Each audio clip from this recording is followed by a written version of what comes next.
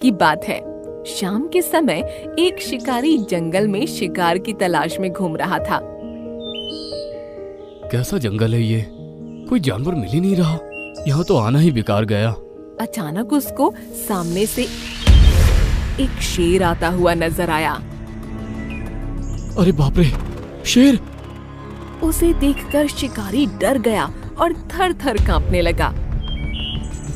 वो इतना डर गया कि उसके हाथ से बंदूक भी छूट गई और वो झाड़ियों में छिप गया।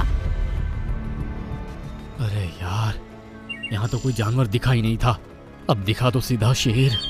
मैं तो हिरन ढूंढने आया था।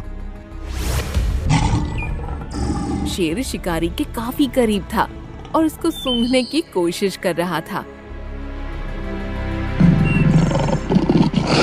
शिकारी भगवान से यही प्रार्थना कर रहा था कि वो किसी को उसकी मदद के लिए भेजे।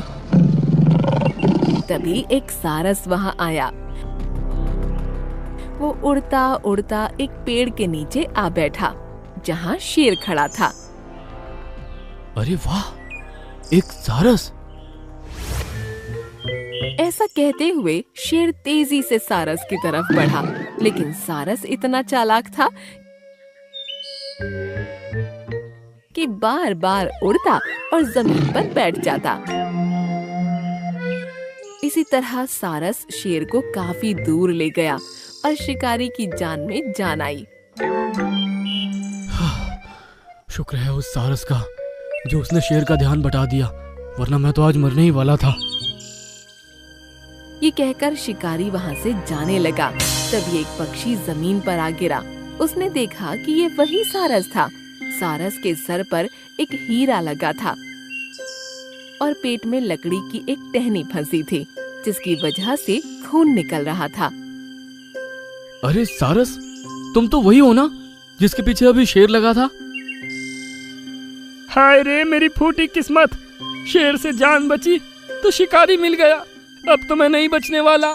तुमको डरने की जरूरत नहीं है। कुछ देर पहले अगर वो शेर तुम्हारे पीछे ना जाता तो वो मुझे ही अपना शिकार बनाता। तुमने मेरी जान बचाई है, इसलिए मैं तुमको नहीं मारूंगा। अब मुझे ये बताओ कि तुम्हारे सर पर ये हीरा कैसा है और तुम्हारे पेट में ये लकड़ी कैसे लगी? अरे वही उस शेर से मस्ती करने के चक्कर में मैं एक सूखे पेड़ से जा टकराया और ये लकड़ी मुझे लग गई। रही बात इस हीरे की, तो तुम्हें बता दूं कि इसमें मेरी जान बसी है। जब तक ये मेरे सर पर है मैं मर नहीं सकता, चाहे कितना भी घायल हो जाऊं।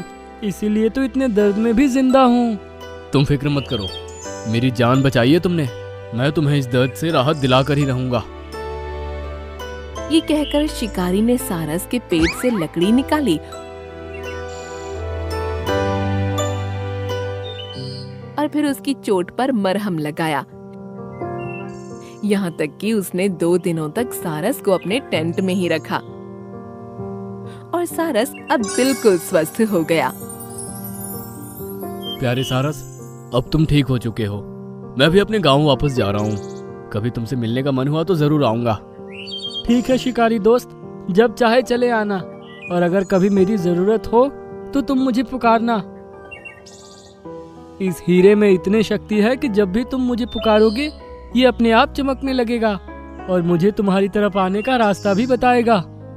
क्या कहा तुमने? मुझे यकीन तो नहीं हो रहा, लेकिन आजमा कर जरूर देखूंगा। अब मैं चलता हूँ। ये कहकर शिकारी वहां से चला गया।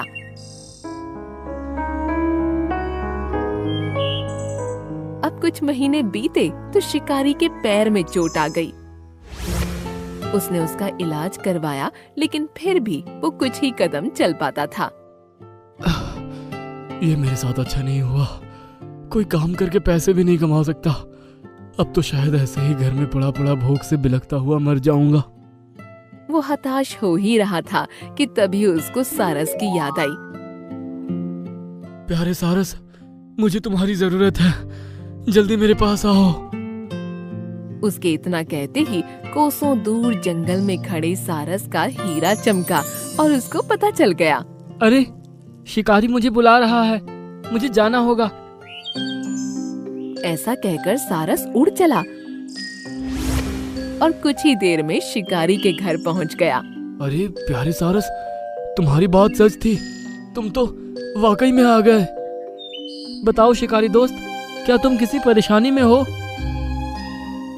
ये सुनकर शिकारी ने सारस को सब कुछ बता डाला, जिसे सुनकर सारस बोला, तुम्हारी बीमारी तो मैं ठीक नहीं कर सकता, लेकिन मैं तुम्हारे खाने की परेशानी दूर कर सकता हूँ। ऐसा कहकर सारस उड़ चला और कुछ देर बाद अपने मुंह में एक मछली दबाए वापस आया।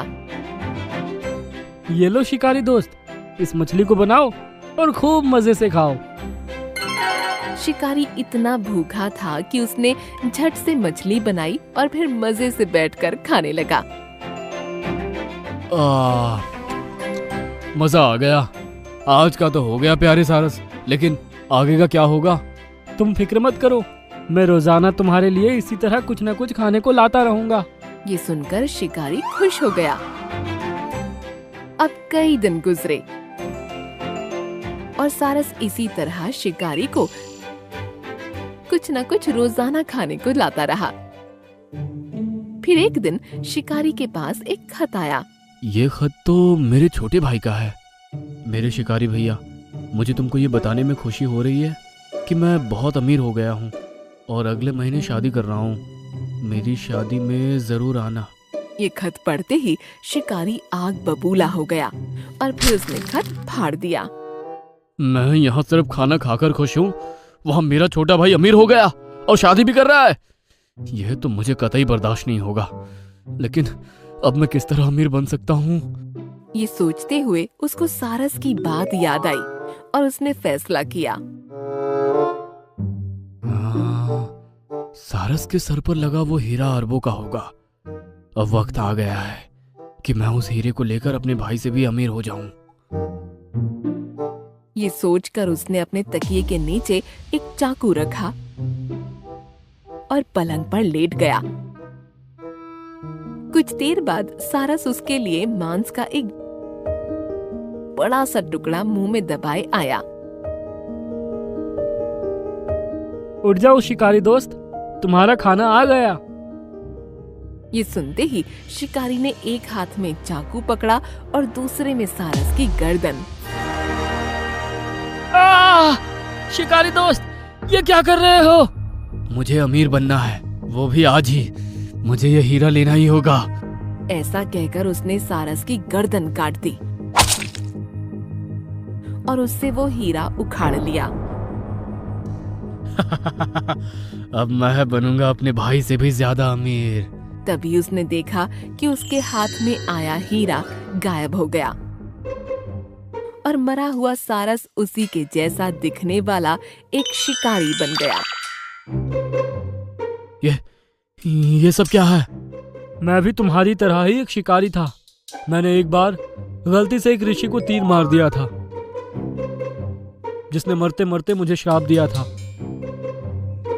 कि मैं एक सारस बनूंगा जिसके सर पर बेशकीमती हीरा होगा।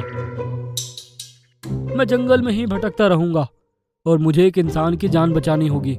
उसके बाद जब वो इंसान मुझे इस हीरे को लेने की लालच में मार डालेगा, तब मैं फिर से इंसान बन जाऊंगा और ये श्राप उस पर चला जाएगा। ये सुनकर शिकारी हक्का बक्का रह गया। अगले ही पल वो एक सारस बन गया और उसके सर पर वही हीरा आ गया। जाओ सारस, अब तुम्हारी जगह जंगल है। तभी वो सारस बना हुआ शिकारी अपने आप जंगल पहुंच गया और उसको उसकी दुष्टता और लालच का दंड मिल गया।